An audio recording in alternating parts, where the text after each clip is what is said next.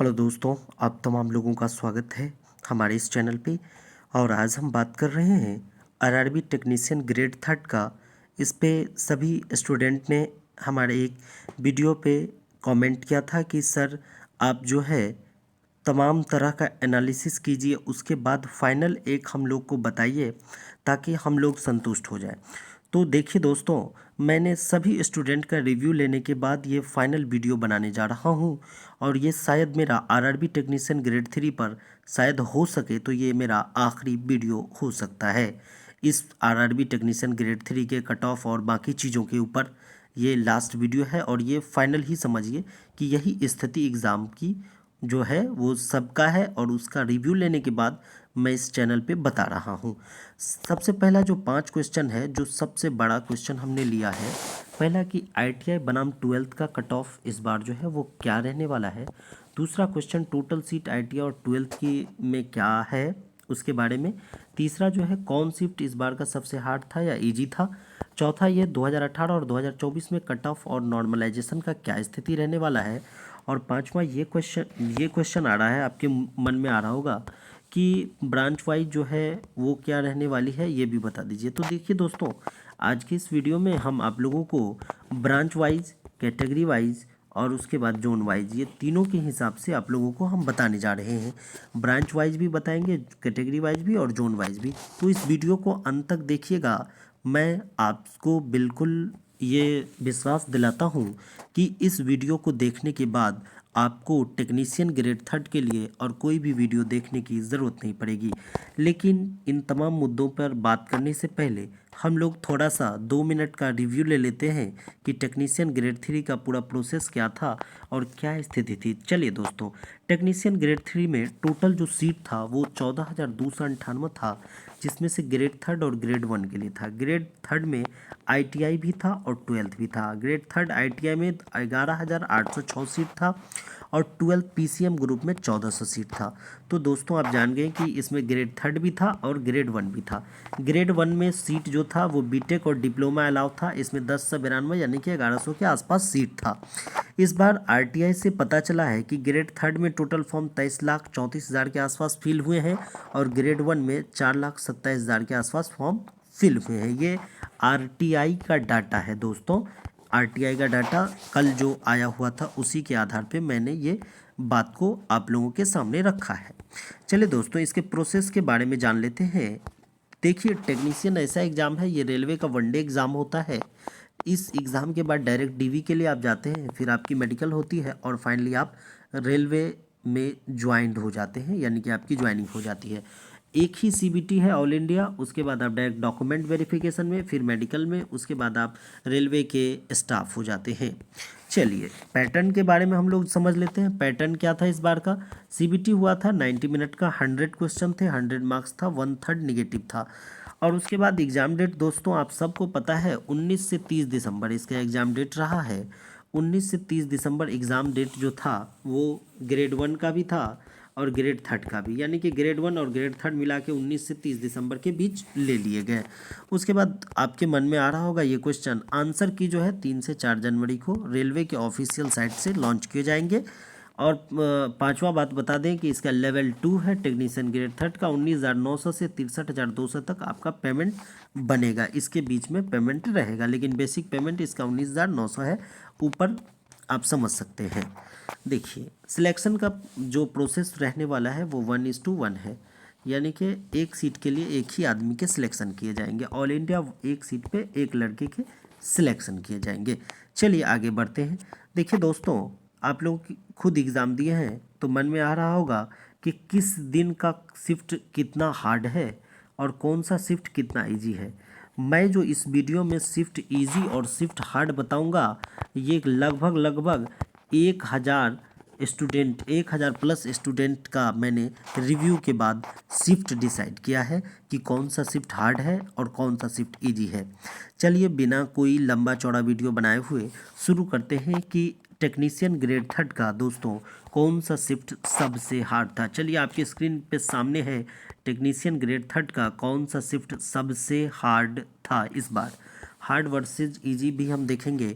लेकिन सबसे पहले डिस्कस कर ले दोस्तों, बहुत सारे स्टूडेंट ने हमारे वीडियो पे कमेंट किया है कि 23 दिसंबर का फर्स्ट शिफ्ट जो है काफ़ी हार्ड था, इसीलिए मैंने उसे रेड जोन में डाल दिया है। उसके बाद जो है दोस्तों 24 दिसंबर का सेकेंड शिफ्ट भी कई छात्रों ने कहा कि सर बहुत हार्ड था। उसके बाद जो है 26 दिसंबर का दोस्तों, अगर आप जो भी एग्ज़ाम दिए होंगे वो भी कमेंट कर सकते हैं कि क्या मैं गलत हूँ या सही हूँ। 26 दिसंबर का सेकेंड और थर्ड, सेकेंड के बारे में पता चला है कि काफ़ी हार्ड था और थर्ड के बारे में पता चला है कि वो मीडियम हार्ड था।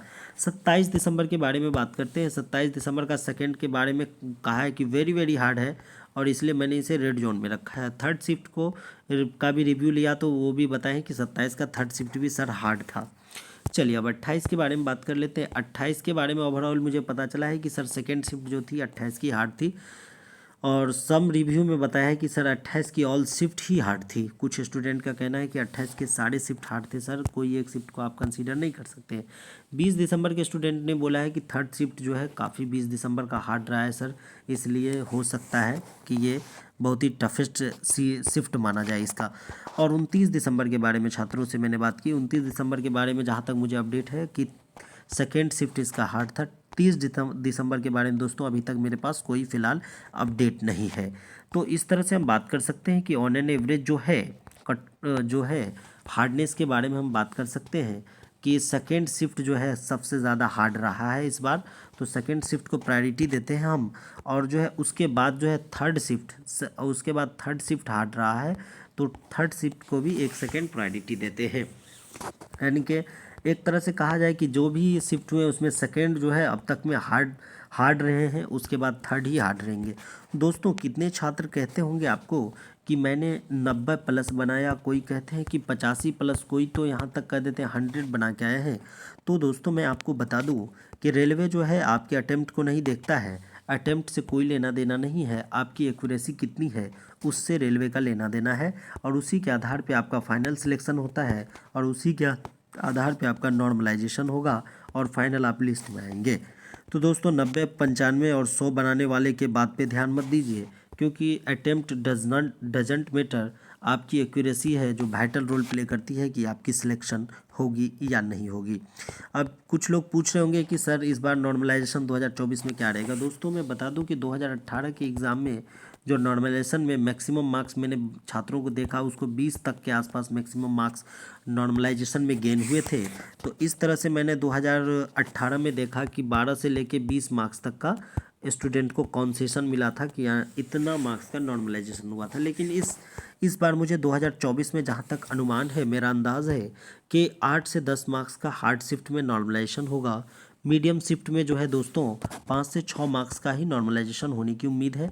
हार्ड शिफ्ट का 8 से 10 मार्क्स और इजी शिफ्ट का दोस्तों या तो नहीं भी होगा या फिर 1 से 2 मार्क्स का आपको नॉर्मलाइजेशन देखने को मिल सकता है।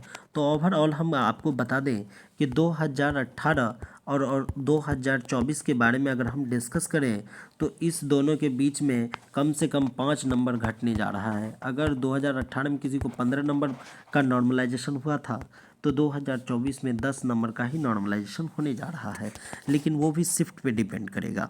चलिए दोस्तों ये तो तमाम बात थी, मैंने आपको ये जो शिफ्ट एनालिसिस करा दिया कि कौन सा शिफ्ट हार्ड है। यहाँ तक कि मैंने ये काफ़ी स्टूडेंट का ये शिफ्ट मैं ऐसे ही अपने मन से हार्ड और मीडियम नहीं बोल रहा हूँ दोस्तों। 1000+ स्टूडेंट के रिव्यू के बाद मेरे चैनल पे एक वीडियो है, उस पर काफ़ी सारे स्टूडेंट लोग 500 कमेंट आए कि सर ये शिफ्ट हार्ड और ये इजी है। तो उस आधार पे मैंने फाइनल एनालिसिस के बाद इसमें शामिल किया है। चलिए अब आगे बढ़ते हैं दोस्तों। कैटेगरी वाइज जो है कट ऑफ मैंने डिसाइड कर दिया है। 12th वाले का भी, 12th वाले को भी के लिए अलग से और ITI वाले के लिए भी अलग से इसी वीडियो में है। यानी कि 12th के कट ऑफ को मैंने अलग से डिसाइड किया और ITI के कट ऑफ को अलग से डिसाइड किया। चलिए दोस्तों अब शुरू करते हैं 12th वालों के कट ऑफ के बारे में बताते हैं। देखिए 12th वाले भाइयों जिसके कम नंबर आ रहे हैं वो नाराज़ मत होना दोस्तों, सीट ही बहुत कम है। ये नॉन ITI ट्रेड में आता है, वैकेंसी बहुत कम है। देखिए वैकेंसी बहुत कम है तो आपको पता है कि मात्र 1400 सीट है 12th वाले बेसिस पे टेक्नीशियन में, और वैकेंसी जो है वो काफ़ी कम है। तो इस हिसाब से कट ऑफ तो है काफ़ी ज़्यादा रहने वाला। वैकेंसी भी कम है और कैटेगरी वाइज सीट का डिस्ट्रीब्यूशन होगा UR OBC SC ST में, इसलिए इसका कट ऑफ हाई जाने का उम्मीद है। जोन वाइज भी है, कोई एक जोन में ज़्यादा वैकेंसी में तो आदमी भाड़ा नहीं है कि उस जोन में ही कट ऑफ जाए या नहीं जाए, क्योंकि 21 रेलवे के जोन है, कट ऑफ उस पर भी डिपेंड करेगा। और नॉर्मलाइजेशन जो है आपकी एक्यूरेसी पे डिपेंड करेगी कि आप कितना बना क्या है, कितना गलत किए, कितना सही किए। अगर ज़्यादा गलती किए तो नॉर्मलाइजेशन में कम मार्क्स होता है, या आप नॉर्मलाइजेशन में मार भी खा जाएंगे। चलिए फाइनली अब डिस्कस कर लेते हैं कि 12th PCM वालों की कट ऑफ क्या रहने वाली है। दोस्तों 12th PCM वाले मेरे भाइयों नाराज़ मत होना, ये फाइनल कट ऑफ है, इससे ज़्यादा ही रखो, कम तो उम्मीद नहीं है, क्योंकि सीट काफ़ी कम है, और सीट कम है तो कैटेगरी वाइज भी कम है, जोन वाइज भी कम है, और नॉर्मलाइजेशन होगा तो जिसके ज़्यादा नंबर अभी आ रहे हैं रॉ मार्क्स उसके तो और बढ़ जाएंगे ना, तो इसलिए कट ऑफ तो हाई जाने वाली है 12th की। यूआर की कट ऑफ जो है 82 से 86 रखा है, लेकिन ऑन एन एवरेज 80-85 के बीच रहने का उम्मीद है। ओबीसी 78 से 84, ईडब्ल्यूएस 76 से 82, एससी 74 से 80, एसटी 72 से 76। ये 12th वालों की दोस्तों कट ऑफ बताई है मैंने। 12th वाले जो भी भाई बहन हैं मेरे वो देख लें, 12th की कट ऑफ इतनी ही जाने वाली है, इससे कम की तो कोई गुंजाइश नहीं है। यूआर 80 से 85 रहने वाली है, ओबीसी 78 से 84, ईडब्ल्यूएस 76 से 82, एससी 74 से 80, एसटी 72 से 76। देखिए दोस्तों, इतना हाई कट ऑफ बताने के मैंने आपको सारे रीजन ऊपर में गिना दिए हैं कि क्यों रहेंगे इतने हाई, और रीज़न ये भी है, एक पोस्ट के लिए एक छात्र का सिलेक्शन होगा, कोई CBT 2 है नहीं, यानी कि एक आपका रिजल्ट हुआ, आपका मेडिकल होगा, आपकी ज्वाइनिंग हो जाएगी, तो इसलिए कट ऑफ तो भाई बहुत हाई रहने वाला है। चलिए अब आगे बढ़ते हैं दोस्तों, रेयर केस को भी मैंने कंसीडर किया है। रेयर केस में अब बात करेंगे कि रेयर केस में 12th वालों की कट ऑफ क्या रहने वाली है। ये मैंने बाय चांस वीडियो बनाया है कि रेयर केस में ये स्थिति रह सकती है, लेकिन तब भी कट ऑफ उतना ही वेरिएशन हो सकता है, उतना तक ही जाता है। रेयर केस का कट ऑफ मैं आप लोगों को बता दूं तो रेयर केस में यूआर का 80 से 85 रहेगा, ओबीसी का 75 से 80 रहेगा, ईडब्ल्यूएस 70 से 75, एससी 65 से 70, एसटी 60 से 65 रहने वाला है 12th में। चलिए दोस्तों अब बात करते हैं आगे आईटीआई वालों के बारे में। आईटीआई वाले बहुत इंतज़ार से बैठे होंगे। आईटीआई वाले भाई खुश हो जाइए, अब आपका कट ऑफ आपके स्क्रीन पे है। चलिए आईटीआई के बारे में ब्रांच वाइज हम बात करते हैं। रॉ स्कोर जो आ रहे होंगे वो आदमी अपना मिला लेंगे। आईटीआई में इलेक्ट्रीशियन, फीटर, डीजल और डीजल इलेक्ट्रिकल, यानी कि electrician, fitter, diesel mechanic, diesel electrical में अब देख लीजिए आपके सामने है फाइनल कट ऑफ। इस 4 ब्रांच वालों का मैंने ऑन एन एवरेज लेके किया है। यूआर जो है 70 से 75 रहने वाला है, ओबीसी 68 से 73, उसके बाद ईडब्ल्यूएस जो है वो 66 से 70 रहने वाला है, एससी 60 से 65 रहने वाला है, एसटी 55 से 60 रहने वाला है। इन सारे ब्रांच के, ये मैंने लिख दिया है कि इन सारे ब्रांच के कट ऑफ ये रहने की प्रबल संभावना है। चलिए अब दूसरे ब्रांच की डिस्कस कर लेते हैं। वेल्डर, मैकेनिस्ट और टर्नर और crane driver. Welder, machinist, Turner, crane driver, ये तमाम लोग का जो है ये कट ऑफ रहने वाला है। यूआर 65 से 70, ओबीसी 60 से 65, ईडब्ल्यूएस 58 से 62, एससी 55 से 60, एसटी 52 से 56, पीडब्ल्यूडी 50 से 55 रहने वाला है। ये वेल्डर, मैकेनिस्ट और टर्नर, क्रेन ड्राइवर का है। चलिए दोस्तों अब और ब्रांच है उसके बारे में डिस्कस कर लेते हैं। ब्लैक स्मिथ है, कारपेंटर है, ट्रिमर है, मिल राइट है, उसके बारे में डिस्कस करते हैं। यूआर का कट ऑफ 56 से 62 रहने वाला है, ओबीसी जो है 54 से 58, ईडब्ल्यूएस 50 से 55, एससी 45 से 50, एसटी 44 से 46 रहने वाला है। दोस्तों इस जोन में सीट जो है बहुत कम है, जोनल डिस्ट्रीब्यूशन हो जाता है और कैटेगरी डिस्ट्रीब्यूशन से सीट कम है, इसीलिए इसका कट ऑफ का स्थिति यही रहने वाला है। जो भी ब्लैक स्मिथ, कारपेंटर, ट्रिमर, मिल राइट से बिलोंग करते हैं वो देख लीजिए। चलिए दोस्तों अब आ जाते हैं रीगर, रिवेटर और पेंटर के बारे में डिस्कस कर लेते हैं। रीगर, रिवेटर और पेंटर के बारे में। यूआर का कट ऑफ 65 से 70, ओबीसी 58 से 62, ईडब्ल्यूएस 55 से 58, एससी 52 से 56, एसटी 50 से 55 रहने की उम्मीद है। दोस्तों इसमें बहुत ही कम वैकेंसी है और लेस अमाउंट ऑफ चांसेस होते हैं इसमें, इसलिए बच्चे कम भरते हैं। चलिए अब जो है crane, carriage and wagon fitter का हम डिस्कस कर लेते हैं और ब्रिज फीटर और वेल्डर का डिस्कस कर लेते हैं। देखिए इसका कट ऑफ के बारे में हम फाइनल आप लोगों को बता दें। इसमें कट ऑफ जो है 66 से 70 के बीच यूआर का रहने वाला है, कैरेज एंड वैगन फीटर में और ब्रिज फीटर वेल्डर में, इसके बारे में बताते हैं। यूआर का 66 से 70, ओबीसी का 62 से 66, ईडब्ल्यूएस 60 से 64, एससी 57 से 62, एसटी 55 से 60 रहने वाला है। चलिए अब दोस्तों ट्रैक मशीन के बारे में डिस्कस कर लेते हैं। ट्रैक मशीन का क्या कट ऑफ रहने वाला है। ट्रैक मशीन में फीटर, इलेक्ट्रिकल, डीजल और आरएसी इलेक्ट्रॉनिक्स में जो भी हैं साथी वो इस कट ऑफ को देख लेंगे। यूआर की कट ऑफ 68 से 72 रहने वाली है, ओबीसी 65 से 68, ईडब्ल्यूएस 60 से 65, एससी 58 से 62 और एसटी जो है वो 52 से 27 रहने वाला है। तो दोस्तों जहाँ तक आप देख लीजिए, मैंने ट्रैक मशीन के कट ऑफ आपको अलग बता दिए। उसके बाद जो है मैंने carriage wagon fitter, bridge fitter welder भी बता दिए, रीगर रिवेटर और पेंटर भी बता दिए, black Smith, carpenter, trimmer, millwright का भी कट ऑफ बता दिए। उसके बाद जो है वेल्डर, मैकेनिस्ट और टर्नर, क्रेन ड्राइवर का भी आप लोगों को बता दिए। और सबसे जानदार जो सबसे ज़्यादा लोग जिसके इंतज़ार में है, electrician, fitter, diesel mechanic, diesel electrical, इनके भी कट ऑफ मैंने बता दिए। तो जो जिनके भी रॉ स्कोर इतने आ रहे हैं वो आदमी टेंशन फ्री रहें, उनका फाइनल सिलेक्शन होने की पूरी उम्मीद है। और ट्वेल्थ वाले मैं बता दूं कि ट्वेल्थ की इतनी ही जाने की उम्मीद है। तो आप लोग देख सकते हैं स्क्रीन पे तमाम तरह का मैंने नॉर्मलाइजेशन का भी सारा फंडा बताया। उसके बाद शिफ्ट की एनालिसिस की। इस बार 2024 का एक्चुअल एनालिसिस इसी चैनल पे मिलेगा। मैंने पूरा फाइनल एनालिसिस किया है कि कौन सा शिफ्ट हार्ड है, कौन सा इजी है। तो मेरे इस 23 का फर्स्ट शिफ्ट हार्ड रहा है, 24 का सेकेंड शिफ्ट, 26 का सेकेंड थर्ड रहा है, 27 का भी सेकेंड थर्ड, 28 का सेकेंड रहा है, 20 का थर्ड शिफ्ट, 29 का सेकेंड हार्ड रहा है, 30 के बारे में फ़िलहाल अपडेट नहीं है।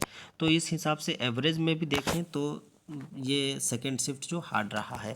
इस बार जो है जिसके मतलब नॉर्मलाइजेशन का प्रोसेस जो है 8 से 10 मार्क्स हार्ड शिफ्ट वालों के बढ़ेंगे, मीडियम के 5 से 6 मार्क्स और इजी के या तो नहीं भी बढ़ेंगे या 1 से 2 मार्क्स बढ़ेंगे।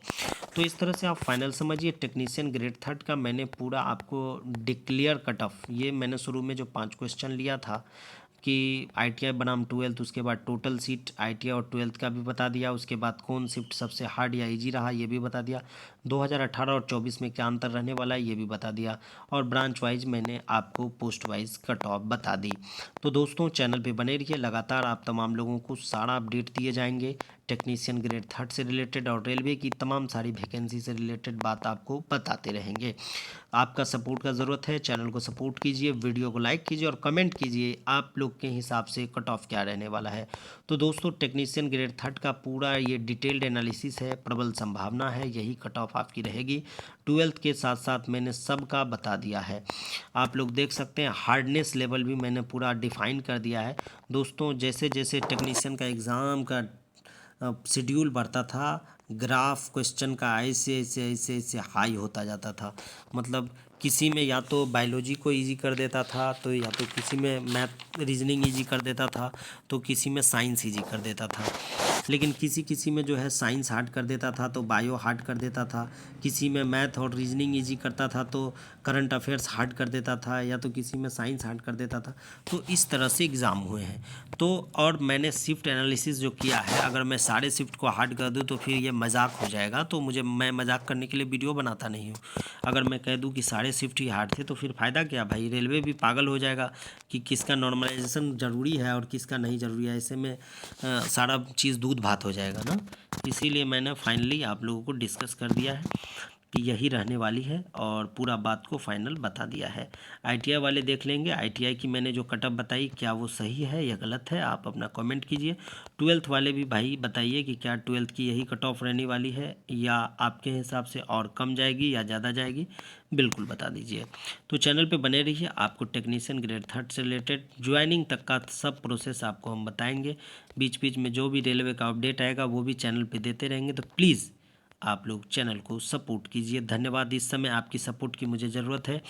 और मैं रेलवे के और भी एनटीपीसी से रिलेटेड, एलपी से रिलेटेड, जेई से रिलेटेड और भी रेलवे के तमाम एग्ज़ाम से रिलेटेड इन्फॉर्मेशन आपके बीच लाते रहेंगे। और 2025 की जो नोटिफिकेशन चल रही है उस पर भी बात करेंगे अगली वीडियो में और फाइनल डाटा देंगे कि 2025 में कौन सी पोस्ट की क्या स्थिति रहने वाली है। तो निराश नहीं होना है भाइयों, आपका ये टारगेट टेक्निकल क्लासेज आपके साथ 24/7 लगातार बना रहेगा। आपकी सेवा में हम सदैव तत्पर हैं।